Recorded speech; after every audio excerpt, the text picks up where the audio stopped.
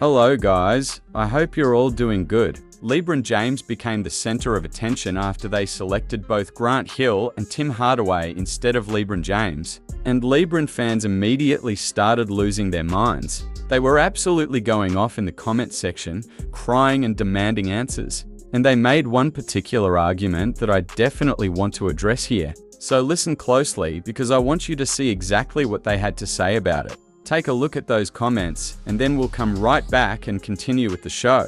Penny had better defense than both of them. Yes. Okay, Dad, let me ask you this. Yes. Is Grant Hill and Penny Hardaway, you put them over LeBron? Yes, in their prime, yes.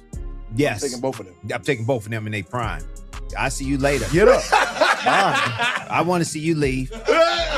I'm gonna stay in. because you don't even know who cooked Shaq in the '97. Bro, He's like, who did that? Hakeem Olajuwon. I just want to make one thing very clear. Look, LeBron fans in the comment section are basically arguing that the reason these former players are making these comments is that, supposedly, these old heads are always hating. The old heads are always hating. The old heads are always hating.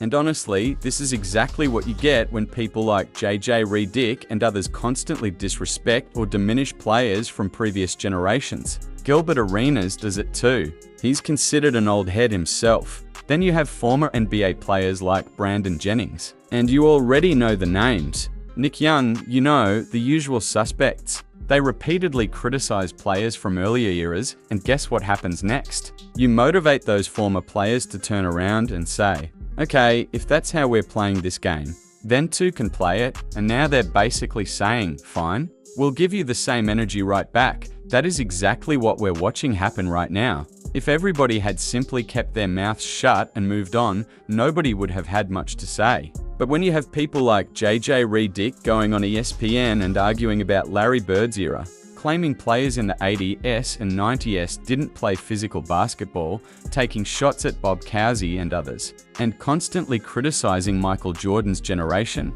you create this exact reaction. Then you have commentators like Nick Wright doing similar things on television. You create this environment, and eventually the other side says, okay, so who can play that game? Now they're saying this player couldn't do this, that player couldn't do that, and suddenly everybody is throwing comparisons back in the other direction. This is the environment that was created. So what exactly did you think was going to happen? Did you really believe you could spend years trashing previous eras and somehow get away with it completely? Nah man, that's not how this works. The whole old head argument isn't playing out the way some people thought it would. You can't constantly complain about old heads while following and defending a guy who himself has plenty of grey hair at this point, looking like he's halfway to becoming Gandalf. Man, I'm sitting here thinking, what are we even talking about? It just doesn't add up to me. This is the pushback you're seeing. If you're going to talk trash, then you have to be prepared to receive it right back. This is what happens when you repeatedly target one particular group. You poke at them, you mock them, you criticize them over and over and over again, and eventually they're going to say, okay fine, now it's our turn. It's our turn too. It is absolutely our turn. And now you're watching it happen in real time. So I don't want to hear anybody complaining about it. I don't want to hear anybody crying in the comments. I don't want to hear the excuses. You wanted this debate, so now you have to sit there and listen to Brandon Jennings, Nick Young, Gilbert Arenas, and other former players give their opinions about these so-called old heads supposedly hating. Well, now you have to hear their side too. It's a two-way street. This is exactly what is happening. This has basically become the NBA conversation. A bunch of people going back and forth, throwing insults and arguing over generations. This is it. This is what the NBA discussion has become.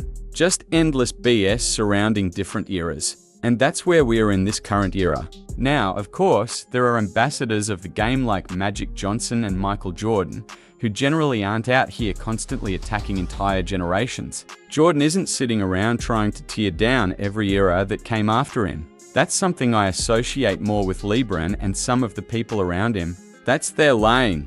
But you also have those legendary figures who stay above the chaos, right? Because Michael Jordan is a true ambassador for the league. I don't view LeBron the same way. LeBron has criticized previous eras, made comments about older basketball, and has certainly been outspoken in ways that keep him involved in these debates. So LeBron is going to do his own thing. But now some of these players from Jordan's generation are finally pushing back. You saw it when Tim Hardaway went on Gilbert Arenas' show a few years ago, or around a year or so ago, and really gave that entire panel a piece of his mind.